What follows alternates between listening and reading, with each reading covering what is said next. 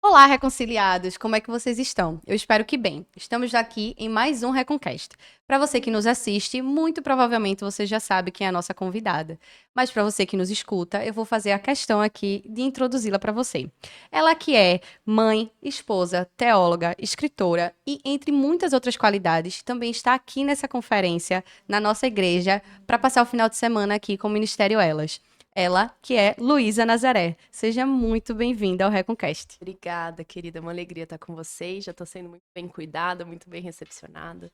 Muito animada por tudo aquilo que você vai falar com a gente Amém. hoje. Estamos muito felizes e honradas pelo privilégio de passar o final de semana recebendo o que Deus tem para trazer aqui pra gente e para você também aqui. Amém, amém. Amém. Simbora começar o nosso papo. Vamos. Luísa, é o seguinte, eu gosto de começar o Reconcast perguntando uma coisa que eu acho que é muito linda de a gente descobrir sobre a vida das pessoas, que é como foi o seu encontro com Jesus? Ah, legal. Eu sou nascida na igreja, né? Sou filha de pastor. Então, desde que eu me entendo por gente, Jesus esteve sempre presente, né? Mas a gente tem aqueles momentos específicos nos quais ele se revela de uma maneira muito especial pra gente e vai ganhando o nosso coração mesmo, né? Então eu acho que eu não tenho um momento só, eu tenho alguns momentos em que a minha percepção de Cristo foi aumentando e ele foi ganhando ainda mais meu coração. Eu brinco que com 7 anos, assim, eu meio que entendi que existia inferno. E aí eu falei, Jesus, só não me leva pro inferno. Então foi meu primeiro encontro, assim. Aquele temor de, né, eu quero estar contigo, mas é pra não ir pro inferno, né? E aí fui crescendo em entendimento, e acho que por volta dos 14 anos ali na adolescência, eu tive mais contato com o Deus gracioso, né? O Deus da graça, que não só nos tira do inferno, digamos assim, né? Um Deus que está nos julgando ou né, nos medindo de alguma maneira. Para esse encontro com o Cristo que nos vê como a gente é e nos resgata e nos restaura pela graça dele. E, e depois eu fui tendo outros momentos assim mais marcantes, acho que quando eu tinha mais ou menos 25 anos, foi quando eu tive uma crise de fé muito grande. A gente pode até entrar nesse detalhe depois. É, e, e Jesus se revelou de novo ainda mais gracioso e ainda mais presente. Então, eu sinto que, assim, meu relacionamento com Cristo, eu não tenho um momento específico de encontro, sabe? São vários momentos que ele foi me encontrando, me revelando quem eu sou sem ele e quem eu sou nele, né? E me trazendo de volta para perto e me restaurando e me dando um novo significado de vida. Então, e ainda estou no processo de conhecê-lo ainda mais, né? Porque a vida eterna é essa, conhecer a ele. Eu acho muito bonito esse tipo de resposta, porque eu tenho o privilégio aqui de escutar essa resposta da mesma pergunta de várias formas, e às vezes a gente acha que o nosso encontro com Deus precisa ser de um formato, de um jeito, quando na verdade o que tu falasse agora é o que a gente vai precisar ter pro resto da nossa vida, né? Vários encontros com Jesus. Uhum. E eu vou pegar já o gancho do que tu falasse, dessa crise de fé, e eu fiquei curiosa porque eu tô mais ou menos aí nessa idade, Aham. eu pra também saber. Qual foi esse momento marcante que tu teve, espiritualmente falando com Deus, que foi entre teus 25 anos? O que foi que aconteceu? O que foi que Deus te revelou nesse período? Uhum, uhum. Então, eu cresci na igreja, né? Sou filha de pastor, eu sou a primeira filha, então eu sempre fui alguém muito, muito certinha, né? Nunca me desviei, sempre estive envolvida com a igreja, servindo, liderando ministérios e também, não só, né, exteriormente, mas interiormente também muito, muito dedicada a ouvir o Senhor, a estar com Ele, né? O Senhor foi colocando em mim uma paixão muito grande pela presença dele desde muito, muito cedo, assim. Com 25, com 25 anos, o que que aconteceu? Meu primeiro filho nasceu. E eu acho que na vida de qualquer mulher isso é um divisor de águas por si só, né? Mas eu vinha muito deste lugar, no qual a minha vida até então tinha sido muito abençoada só com coisas boas. Por que que eu digo isso? Porque hoje eu vejo as dificuldades também como bênção. Mas naquela época eu não conseguia enxergar dessa maneira, né? Então, até então, eu me sentia muito protegida pelo Senhor, no sentido de eu era uma boa menina, então eu entendia, o Senhor está abençoando a minha vida, né? O Senhor me deu o casamento que eu tanto orei e desejei, com uma pessoa maravilhosa, que era do Senhor. O Senhor me presenteou também com a possibilidade de engravidar quando eu desejei engravidar, né? Então, inconscientemente, eu estava tendo uma lógica de vida de se eu for uma boa pessoa, Eu vou receber as eu vou bênçãos de receber as Deus. bênçãos de Deus. Uhum. Exatamente. E aí, quando meu primeiro filho nasceu, ele nasceu com uma série de dificuldades de saúde, né? Uhum.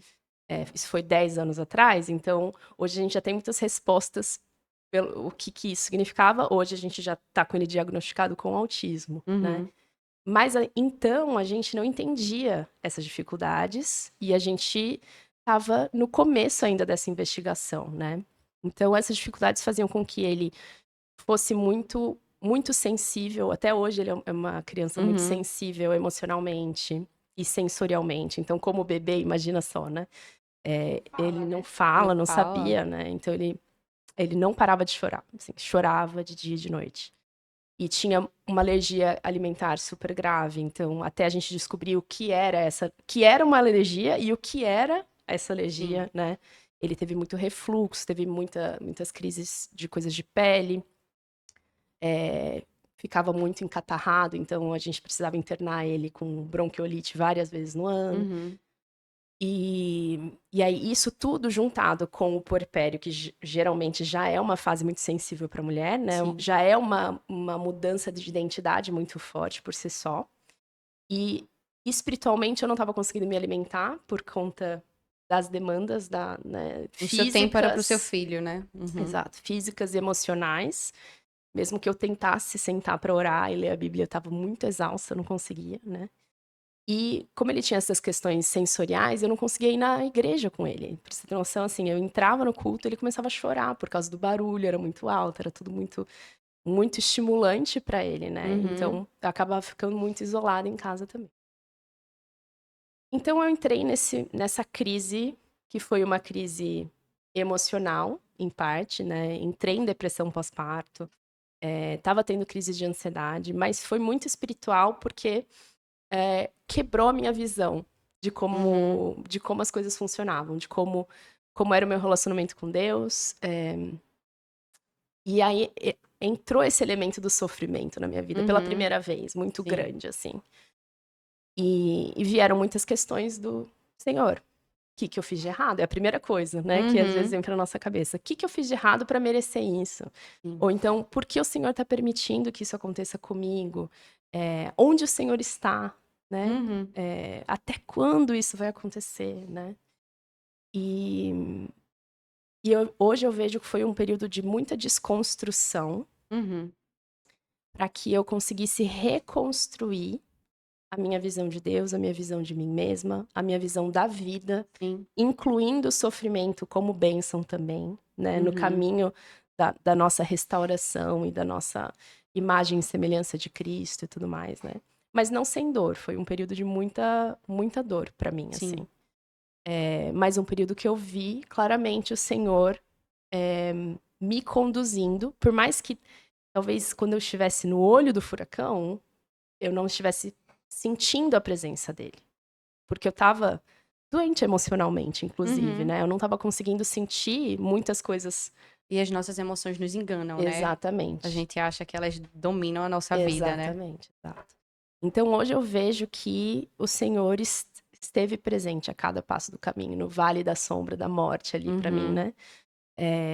E ele me conduziu nesse processo de reconstrução do meu relacionamento com ele, da minha visão da bondade dele, da fidelidade dele, mesmo em meio aos momentos mais desafiadores, né? Amém. Então foi mais ou menos isso, assim, foi um Um divisor de divisor de águas pra águas, né? gente. Eu acho isso tão interessante, porque às vezes a gente acha, carta de Tiago, Tiago fala muito isso, de que a nossa fé, nós não somos salvos pelas obras, né? Nós somos salvos pela nossa fé. E ontem no discipulado da gente, a gente teve uma conversa sobre a gente não depende de Deus, a gente não depende das nossas obras para Uhum. alcançar a nossa salvação. Uhum. Sendo que a nossa cabeça não funciona desse jeito, né? A gente vive em um mundo meritocrata, né? Onde eu faço as coisas de uma forma boa para conquistar. Queria que a gente conversasse um pouco sobre isso, Sim. porque isso que tu trouxe é tão interessante. E isso nos desafia tanto.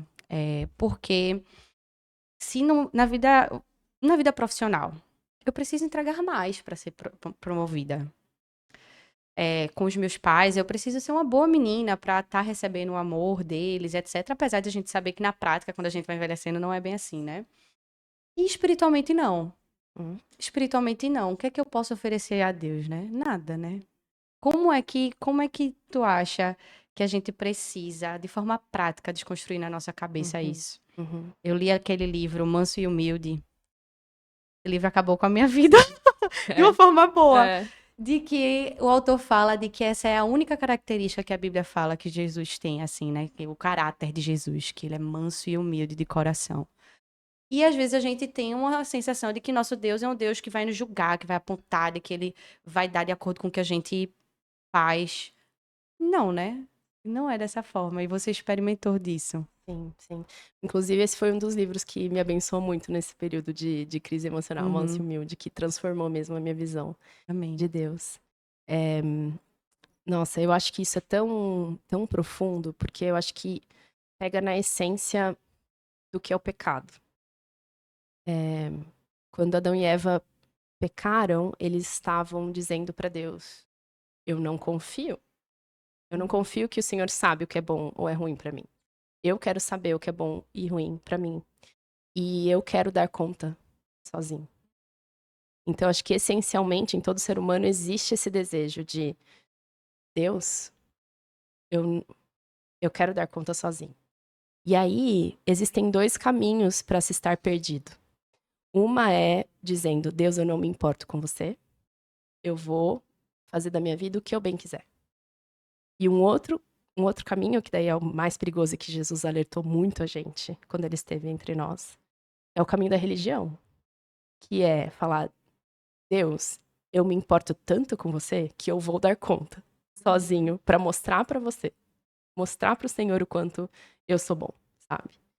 E como o nosso coração é propenso a isso, há essa rebelião, às vezes uma rebelião descarada e às vezes uma rebelião velada que a gente não tá percebendo que é uma rebelião, que tá travestida de religião, né? Travestida de devoção, mas no fundo é o nosso coração orgulhoso querendo tirar nota A e, sabe assim, e Senhor, olha como eu sou bom. E em última instância, não precisando de Cristo. Porque se eu sou bom, se eu consigo ser bom, né? É, então eu acho que isso foi uma das coisas que veio muito ao meu encontro neste momento, assim, de desconstrução, que foi o Senhor me mostrando, filha, tá- olha só, tudo lindo, tá bom. Amo que você tenha feito tudo direitinho até aqui. Mas, primeiro, é, quando o sofrimento entra na nossa vida, não necessariamente significa que eu estou te reprovando em algo. Acho que Uhum. essa foi a primeira coisa que eu precisei desconstruir. E entender que o sofrimento faz parte da existência humana. Seja qual for a pessoa, todo mundo vai sofrer. Só que a gente geralmente bota esse sofrimento na conta da nossa performance, de alguma maneira, quando a gente tá nesse caminho da religião, que era o caminho que eu tava. Por mais que eu vejo, assim, que genuinamente eu amava Cristo, como eu amo hoje, mas eu tava ainda no processo de amá-lo E a revelação de quem e ele é na totalidade, né? exatamente, ter essa revelação. Então, eu acho que muitas vezes a gente passa por esse momento de religiosidade, Uhum. naturalmente, assim, sem a gente. Não é uma. Perceber, né? Exatamente, não é uma forma, não é uma coisa intencional que a gente está fazendo. Eu acho que Uhum, é algo que faz parte da nossa construção do nosso relacionamento com o Senhor, né? uhum, Inclusive, acho que dentro desse período de desconstrução e reconstrução, o que o Senhor trouxe muito para mim foi, filha, eu te perdoo e você precisa se perdoar também. uhum. Porque eu acho que essa era uma questão que eu levava muito comigo. Como eu queria sempre acertar, eu carregava muita culpa e muita autocondenação. Sim. Então, eu sabia cognitivamente sobre o perdão. E eu entendia que o Senhor tinha, pensando em critérios de salvação, eu pensava assim, não tem como eu me salvar sozinha, mas Uhum, talvez ser uma boa pessoa uhum. Vai ajudar, vai garantir, eu né? consiga. Ser uma boa pessoa eu consiga fazer. Então, tipo, é como se fosse assim, Sim. minha santificação, talvez eu consiga, sabe assim? Uhum, A justificação eu não consigo, mas a sim. santificação, talvez, né, Deus? Olha só, eu sou uma Aham, pessoa que se esforça, né? sim. Então, acho que esse processo de identificar que o perdão, ele é para nos cobrir como por completo e a gente se apropriar desse perdão e permitir que esse perdão exista, sabe? Porque muitas vezes eu sinto muito que assim, a nossa incapacidade de nos perdoar Uhum, reflete a nossa incapacidade de aceitar o perdão de Deus e viver a partir desse perdão, sabe? Então, eu acho que esse processo de entender que o sofrimento não necessariamente é reprovação, muitas vezes é só uma provação, aham, sabe? É um caminho para você colocar à prova aquilo que você acredita e ter aquilo firmado mais profundamente no seu coração. E se tiver algo que não seja para ficar, justamente aquilo ser tirado e ser reconstruído algo diferente, sim. né? E acho que nesse processo de reconhecer que o nosso coração tende à performance, nosso coração tende à religiosidade, né?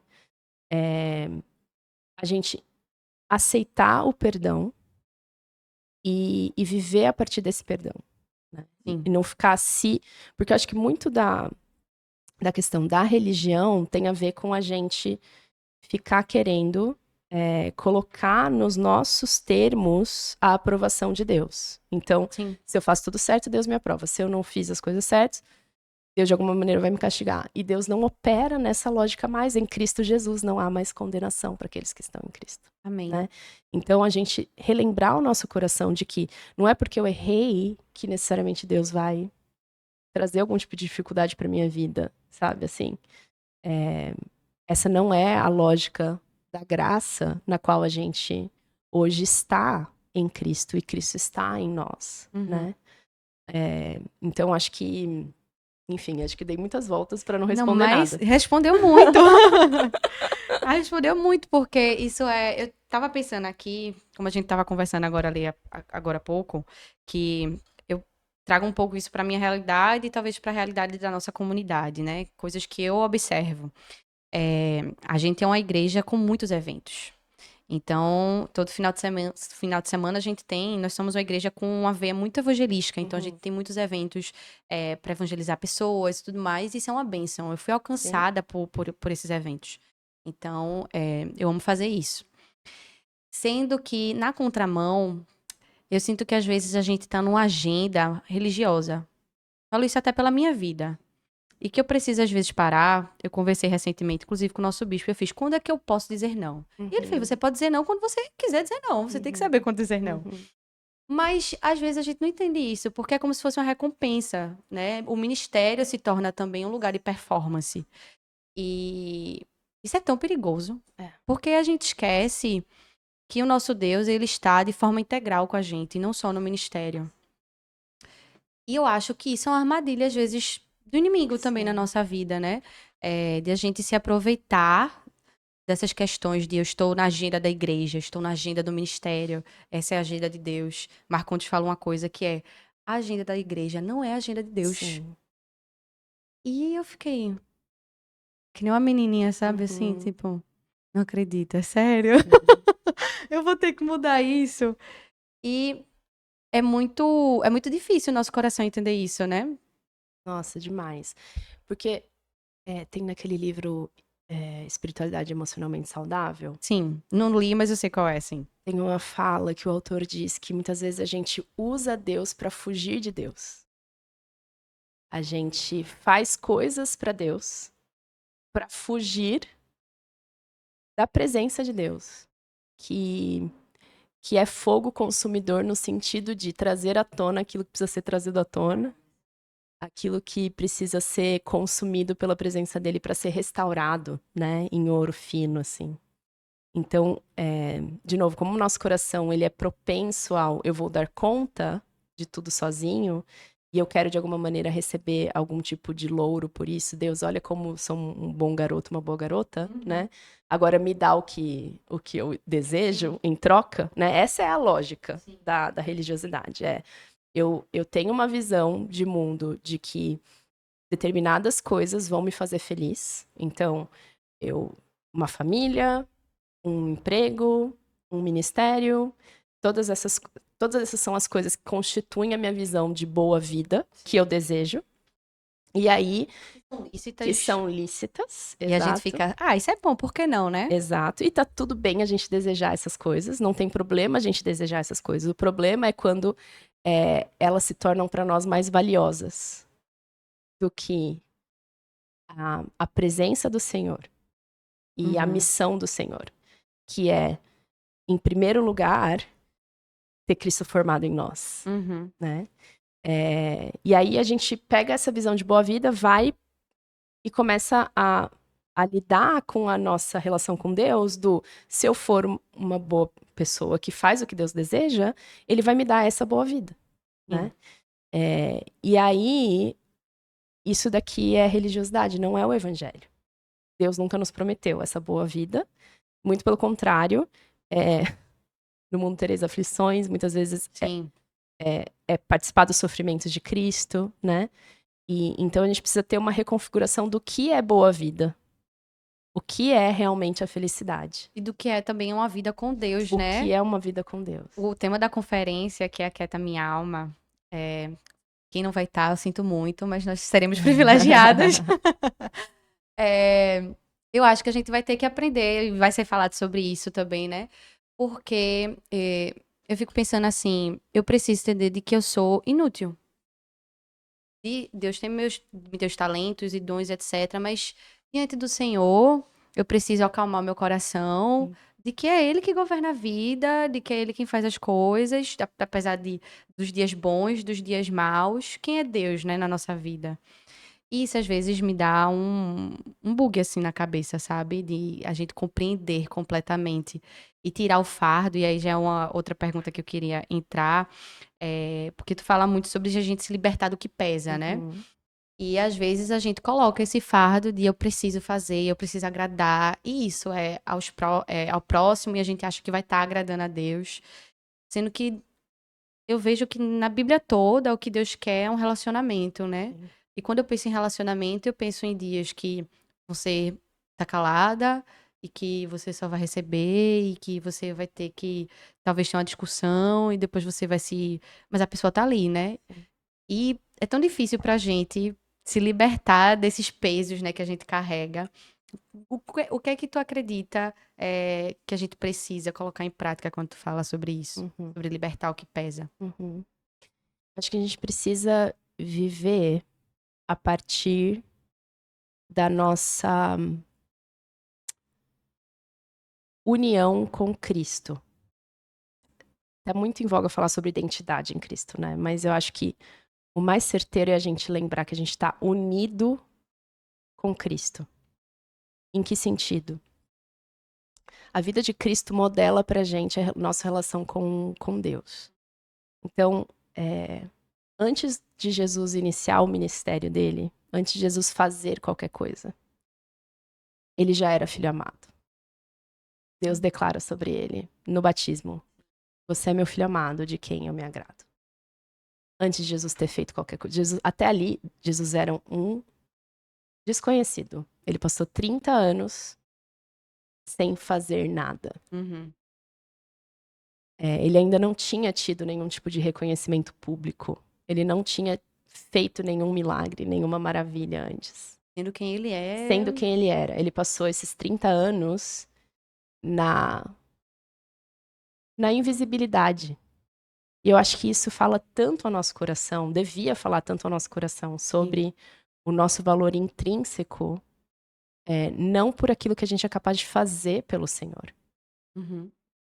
O Senhor se alegra com as nossas boas obras. É claro, Efésios fala que nós somos obra-prima de Deus, criados para fazer as boas obras que Ele de antemão pensou pra gente. Sim. O Senhor se alegra com as nossas boas obras, mas elas não são o motivo primário da alegria dele ao nos olhar, sabe? Ele se alegra e se agrada de nós e nos chama de filhos amados por conta de Cristo Jesus em nós. Quando ele olha pra gente, ele vê Cristo formado em nós, já formado em nós. Por mais que nós estejamos no processo de ter Cristo formado em nós, nós estamos revestidos de Cristo. Então, o Senhor, do alto da sua eternidade, ele olha para nós e vê o Filho amado formado em nós. Então, ele declara sobre nós, antes mesmo da gente fazer qualquer coisa, você é minha filha amada, de quem eu me agrado. E eu acho que o nosso desafio é a gente viver a partir dessa realidade, não como algo cognitivo só.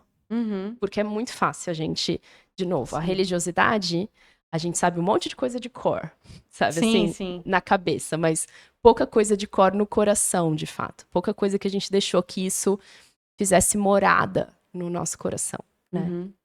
Então, eu acho que esse é o nosso desafio, a gente viver a partir desta realidade, de que não há nada que eu possa fazer de bom ou deixar de fazer que vai me tirar do amor de Deus em Cristo Jesus. Amém. Que a minha validação, o meu valor, eu acho que isso é um outro aspecto, assim, que eu acho que principalmente nós mulheres, eu acho que a gente lida com essa questão de saber que nós temos valor. É muito difícil pra gente saber que a gente tem valor. E a gente confunde o negar-se a si mesmo com odiar-se a si mesmo. E não é isso que o Senhor está propondo ali. O Senhor está dizendo, negue a sua natureza pecaminosa. Mas a sua verdadeira identidade em Cristo Jesus é algo a ser celebrado, é algo a ser visto como algo agradável aos meus olhos.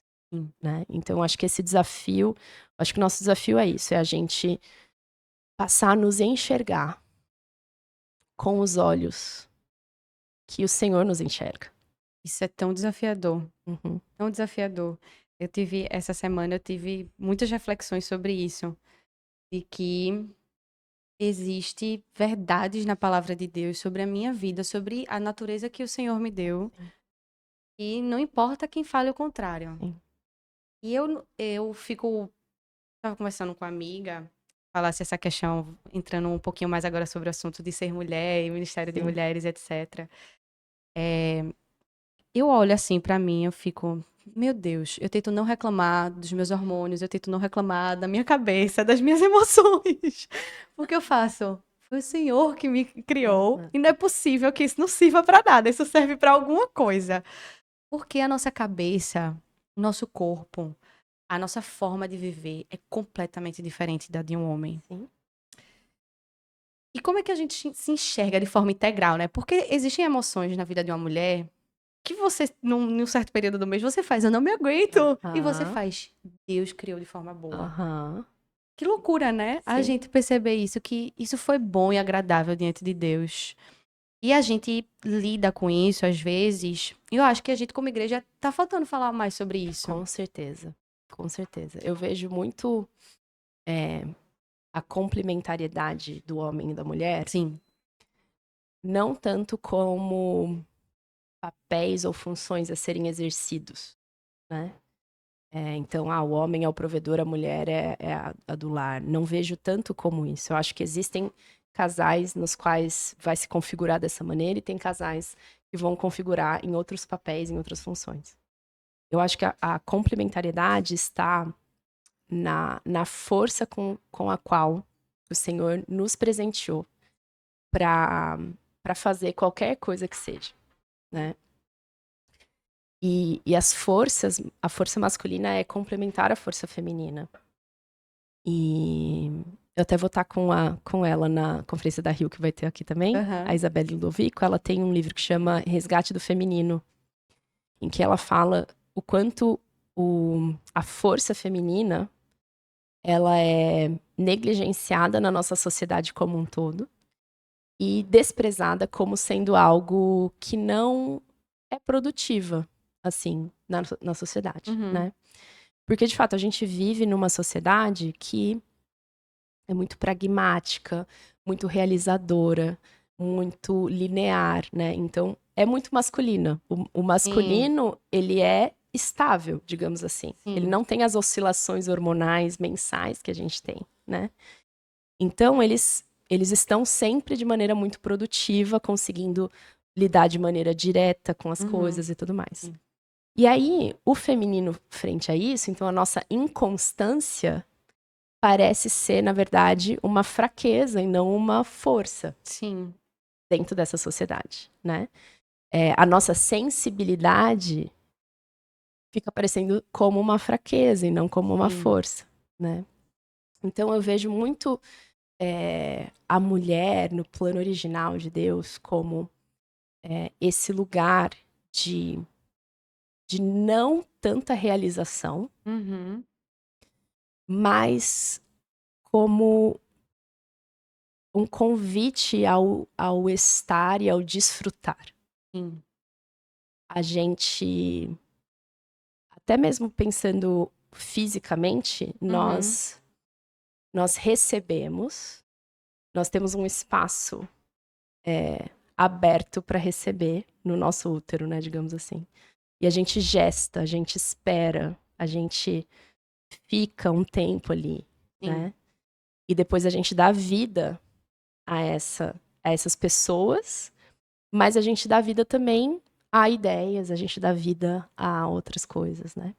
Então eu vejo a mulher como esse modo de fazer, que é um modo de fazer diferente do homem. É um modo mais lento, é um modo em que a gente tem que esperar um pouco mais, em que a gente precisa ficar um pouco mais, a gente precisa... E que é uma bênção tudo isso. Que é uma bênção, exatamente. E que a sociedade está do jeito que está por justamente negligenciar essa dimensão do estar, do esperar, do conseguir ficar e do conseguir desfrutar. Eu acho que a mulher, ela tem a força também da sensibilidade, de perceber a beleza e trazer a beleza para a sociedade. E trazer não só a beleza física, mas a beleza dos sentidos, do desfrute, de observar coisas que os homens não vão perceber. Exatamente, e experimentar. Então a gente vê uma sociedade... Opa, perdão, desculpa, bati. A gente vê uma sociedade super pragmática, tecnológica, destituída dos sabores, da beleza, né? Justamente por não dar espaço para o feminino como força. Não dá nem tempo, né? Não dá tempo de uma coisa bela florescer ou daquilo estar, né? Então eu vejo essa complementariedade do homem e da mulher e vejo a mulher também muito como... isso é um desafio pra gente, né? Mas eu vejo muito a gente como conselheiras sábias. Então nós temos uma intuição diferenciada. Nós temos uma sabedoria que a gente traz para a relação homem-mulher e para o mundo, né? Só que o que acontece? Como a gente está numa sociedade que é tão realizadora, muitas vezes a gente toma essa sabedoria como um convite ao realizar e não ao direcionar alguém para realizar ou aconselhar alguém que está realizando, sabe? Então isso vai fazendo com que a gente se desgaste muito, porque o nosso modus operandi como mulheres não é o de fazer o tanto que um homem consegue fazer. E isso não é, de novo, isso não é negativo. Mas se a gente consegue perceber isso, honrar isso, e entender que são forças complementares e que você, por exemplo, você é uma conselheira sábia que consegue direcionar outras pessoas a fazer, ao invés de você sair fazendo, você consegue gerir um pouco melhor a sua energia, o seu tempo, e a gente vai se complementando, Sim. né? E a gente respeita a natureza a qual Deus nos criou para ser, né? Exatamente. Isso é tão desafiador, tão desafiador. E até quando eu penso assim, integralmente, porque eu comecei falando de que, pô, minhas emoções mudam em algum momento assim do mês. Sim. Não é possível, Deus fez isso para alguma coisa, sabe? Eu tô cansada de reclamar disso. Então, até essa semana em casa, acho que eu fui, sei lá, beber uma água porque eu tava estressada.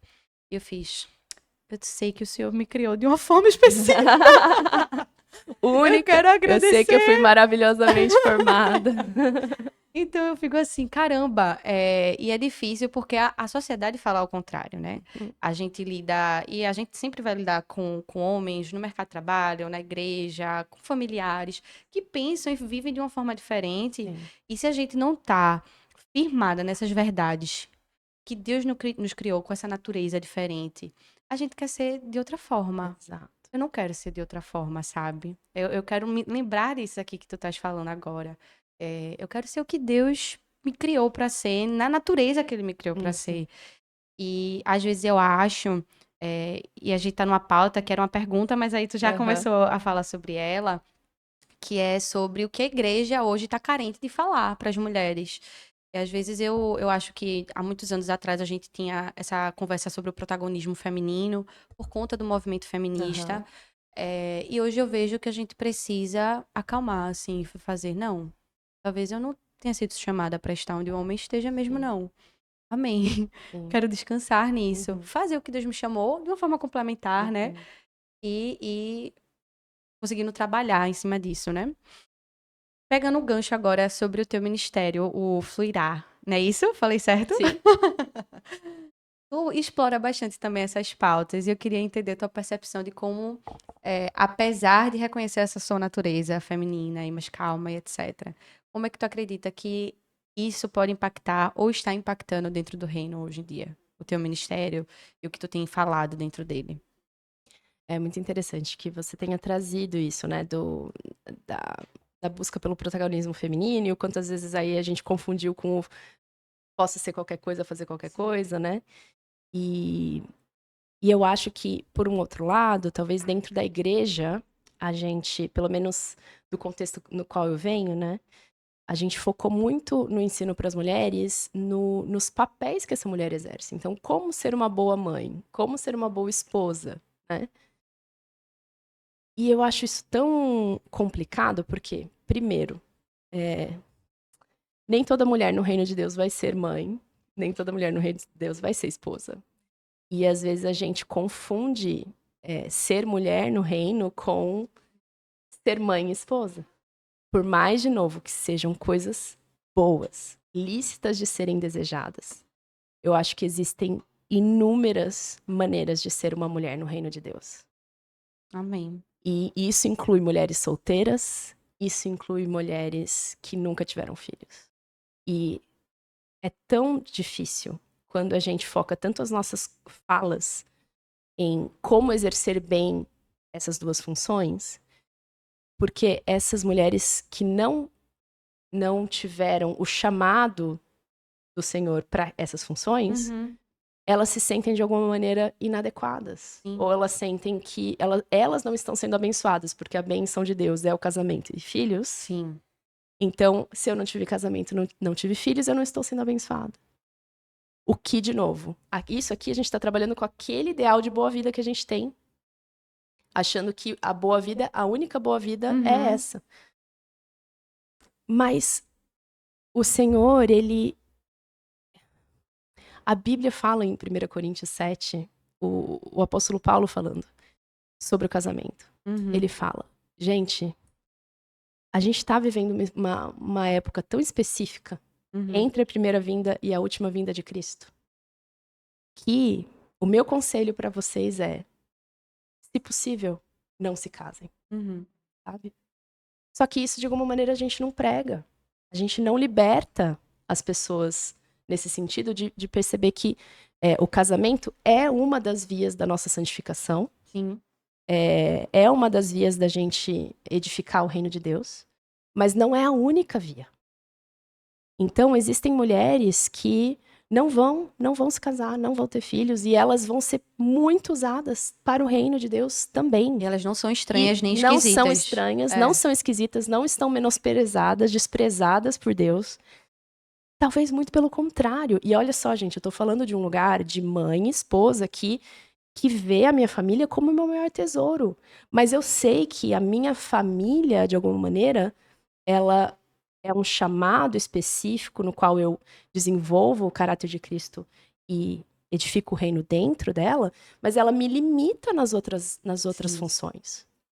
E era isso que o apóstolo Paulo estava falando em 1 Coríntios 7. Ele falou, se você vira esposa de alguém, mãe ou pai de alguém, você vai ter demandas que vão te limitar.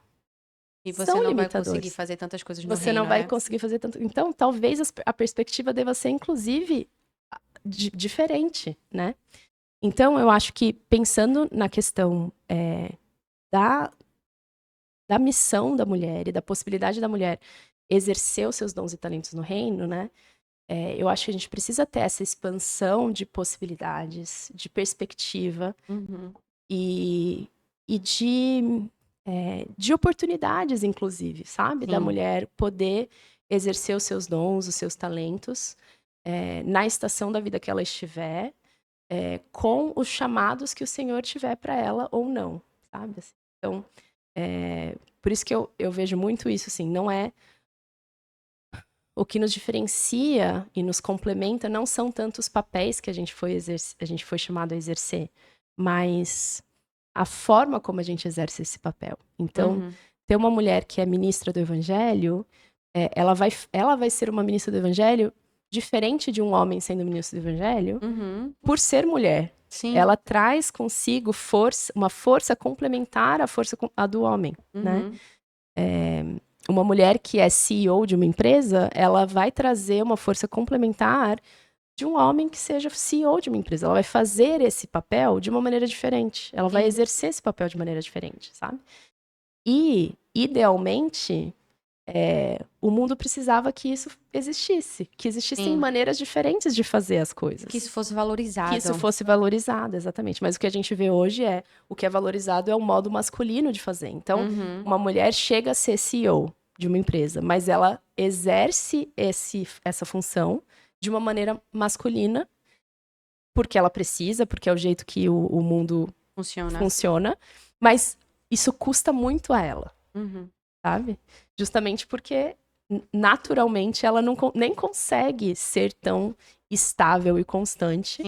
Ela até consegue se ela não respeitar isso de alguma maneira, né? Ou não ou se desligar, né? Se desligar dessa sensibilidade, se desligar daquilo que é uma força que a gente deveria trazer para a sociedade também. Né? E falar de forma coerente dentro da igreja também, né? Exatamente.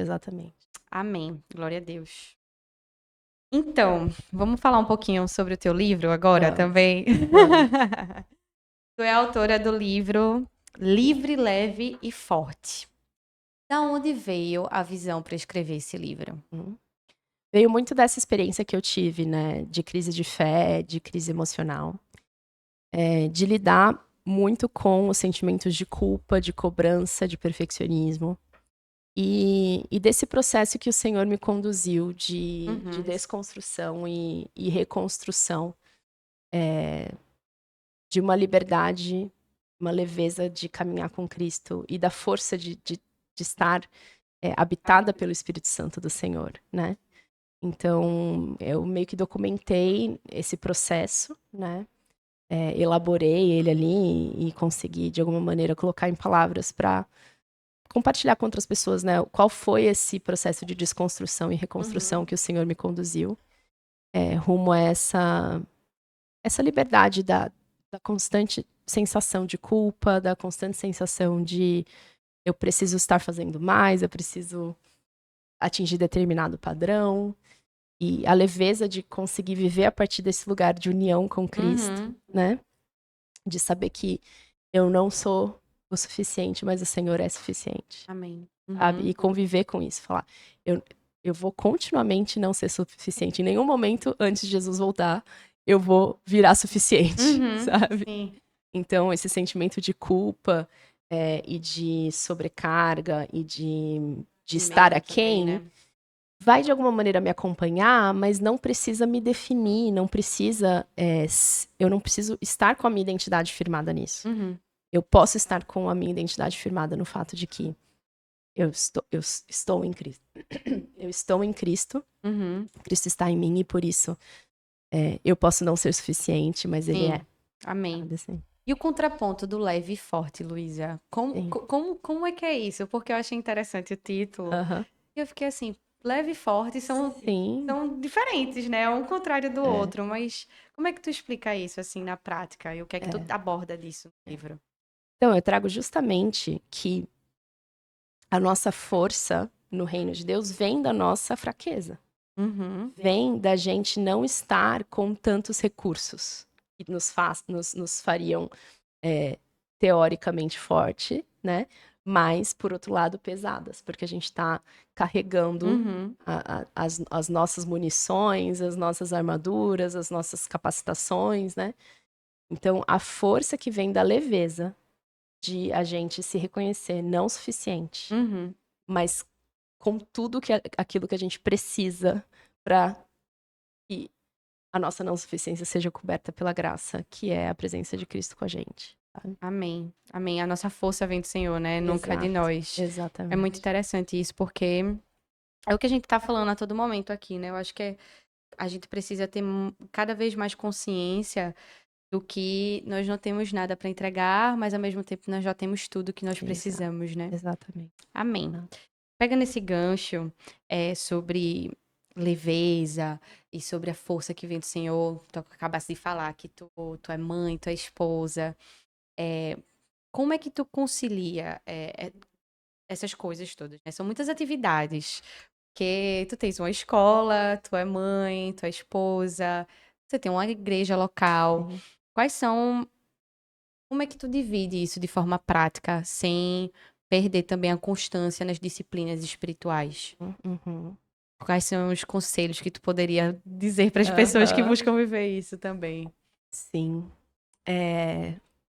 Eu acho que a gente precisa olhar para os pratinhos que a gente está tentando equilibrar, né? E fazer uma diferenciação, ter discernimento Uhum, com relação à estação da vida que você está vivendo. uhum, Então, quais são os pratinhos que devem estar girando nessa estação da vida e quais até são bons, mas não cabem a essa, imagina, mas não cabem a essa estação. Discernir quais são os pratinhos que eu tô fazendo girar, mas outra pessoa poderia estar fazendo girar no meu lugar, né? E quais pratinhos eu só tô deixando no ar por pura vaidade e deveria estar quebrado no chão, sabe assim? Então, acho que esse é o meu desafio constante, né? De olhar para todas as funções. E, primeiro, como perfeccionista em recuperação que eu sou, lidar com o ideal que eu tinha para cada uma dessas funções e, na verdade, abaixar a régua e entender que o que vai existir é o possível e não o perfeito, né? Então, eu não vou ser a mãe que eu idealizo, eu não vou ser a ministra que eu idealizo, eu não vou ser a professora que eu idealizo, eu nunca vou conseguir ser nada dessas idealizações. Eu não posso ficar me comparando a essas idealizações, porque isso só traz mais culpa, traz mais autocobrança, traz mais autocondenação. Então, acho que em todos esses papéis, a primeira coisa é baixar a régua, sabe? E celebrar os 70%, eu costumo dizer. Porque não vai existir 100% do lado de cada eternidade. Não vai existir. Não tem como. Então, se não vai existir 70%, o nosso alvo é se não vai existir 100%, o nosso alvo tem que ser o 70%, sabe? E entender, cara, não tá perfeito, mas é o possível. o máximo, mas É o não o todo. máximo, exato, é o máximo que dá pra ser, né? E aí entender que em todas essas funções eu não preciso dar conta delas todas sozinha. Eu acho que isso foi algo que trouxe muita leveza para minha vida, que foi entender. Eu não sou mãe sozinha dos meus filhos. Eu sou mãe junto com o pai dos meus filhos. Então, vão ter coisas que, para o nosso equilíbrio como casal, para o nosso equilíbrio como filhos de Deus, como servos do Senhor, a gente vai precisar dividir e entender, cara, ele vai fazer da maneira como ele quiser. Porque eu acho que essa é a questão das mulheres, assim, a gente até delega, né? Você fala, vai lá, leva a criança pra escola, mas tem que ser desse jeito. Ai, do meu jeito tem que aqui. ser nessa hora, tem que ser não sei o quê.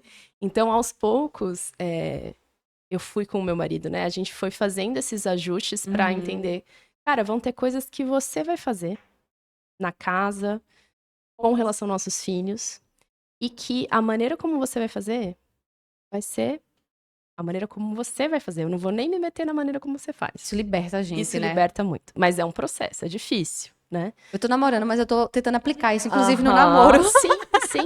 Porque mexe muito, olha só, veja só, mexe muito com o nosso orgulho. Porque o meu jeito é o jeito certo de fazer aquela coisa, não é o seu jeito, né? E eu tenho um casamento, eu brinco, é um casamento transcultural, porque é um carioca e uma paulista.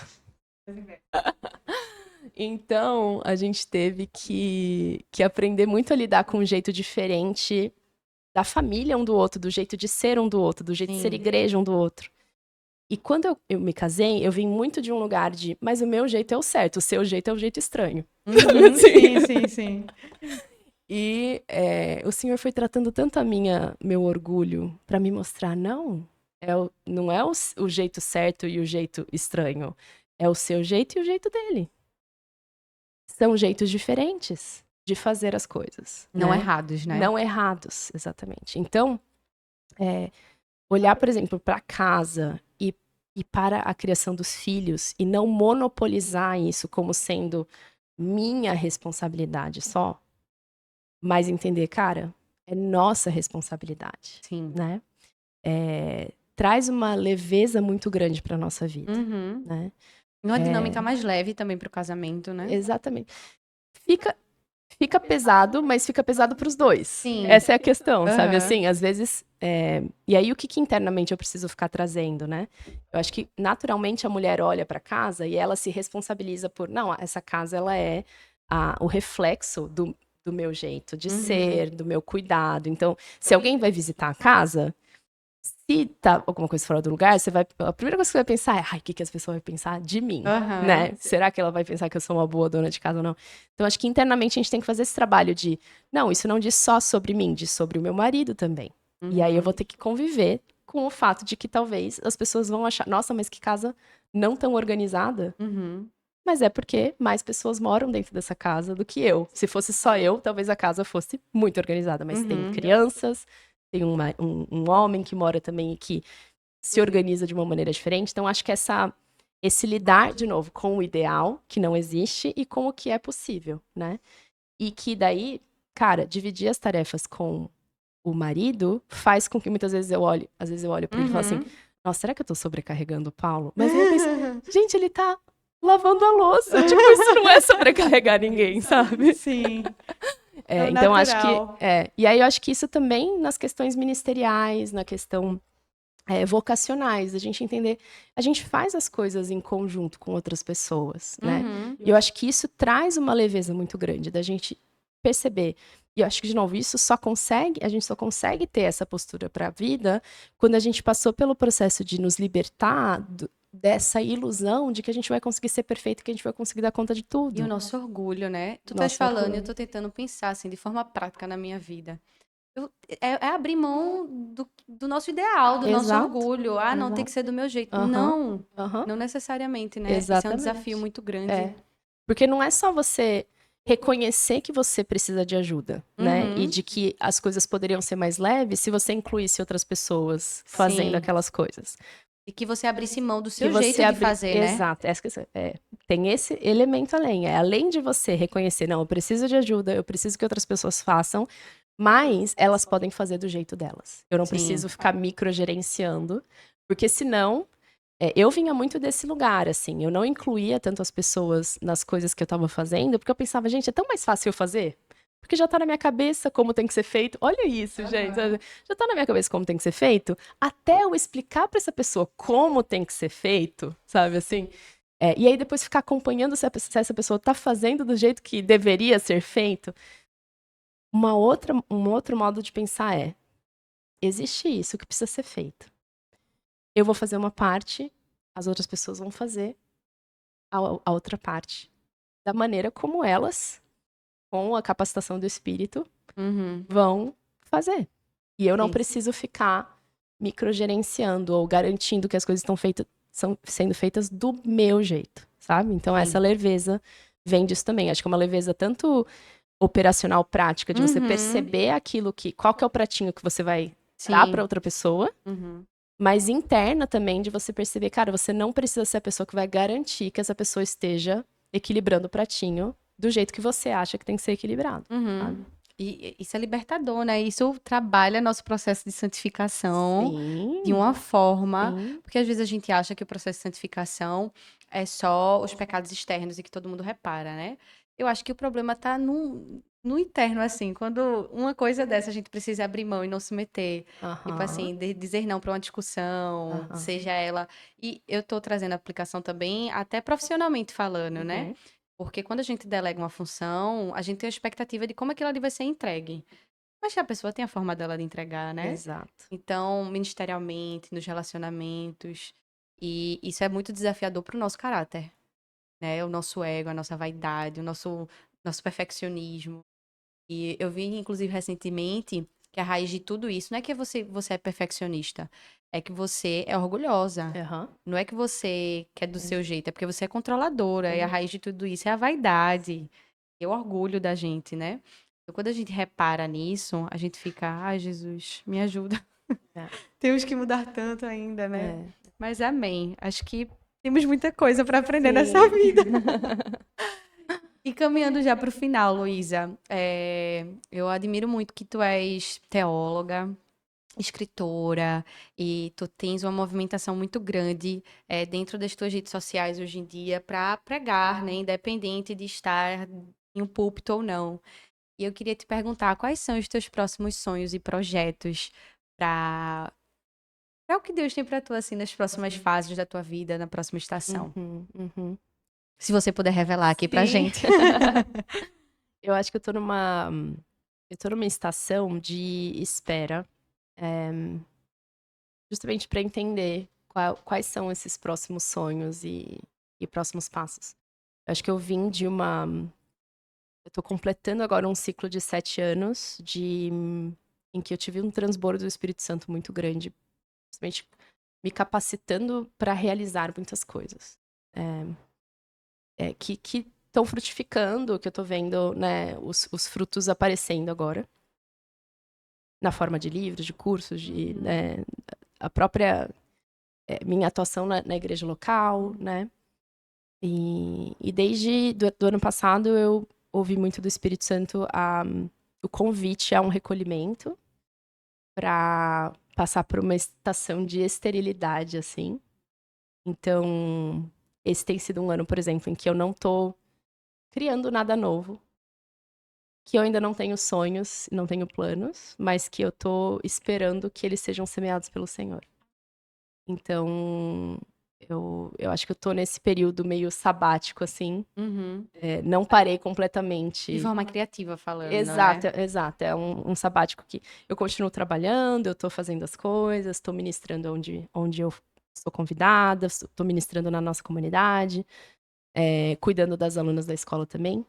Mas parece que eu tô desfrutando hoje de algo que assim, não são sementes novas, são coisas que já foram semeadas, que já foram regadas, cuidadas e que estão frutificadas. Então, hoje eu tô fazendo a manutenção daquilo que já existe, né? Sim, cuidando do que Deus colocou na Cuidando sua daquilo mão, né? que o Senhor me colocou, exato. E aí, para a nova estação, eu tô agora arando a terra e entendendo, Senhor, o que eu devo parar, e quais são as coisas novas que o Senhor quer para essa nova estação, né? Uhum. Então, eu tô nesse tempo, não tenho definições ainda, sabe? Amém.